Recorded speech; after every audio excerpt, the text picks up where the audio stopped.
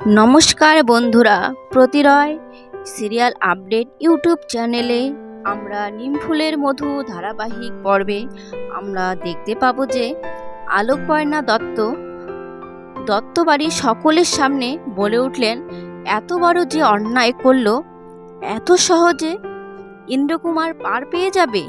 এদিকে বর্ষার বাবা বলল, ইন্দ্রকুমার যে সে লোক নয় পড়ে না। কাকু, আমরা সবটা জেনে শুনে বসে থাকবো? অন্তত চেষ্টা তো করব। সৃজন বলল, পড়ে না, এবার মনে হয় আমরা কিছু করতে পারবো না। কি নিয়ে লড়বো আমরা? সৃজনের বৌদি বলে উঠল, কথাটা পাসকান করতে যেও না তোমরা, লাভে লাভ তো কিছু হবে না, উল্টে বর্ষার ক্যাচ্ছা হয়ে যাবে। পড়ে না বর্ষার বৌদিকে বলে উঠল, ক্যাচ্ছা হওয়ার ভয়েতে আমরা ঘরেতে চুপ করে বসে থাকবো?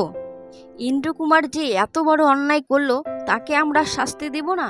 এই ছিল আজকের নিমফুলের মধু ধারাবাহিক পর্বের আপডেট। আলোকবর্ণা কি পারবে ইন্দ্রকুমারকে জেলে ঢুকাতে?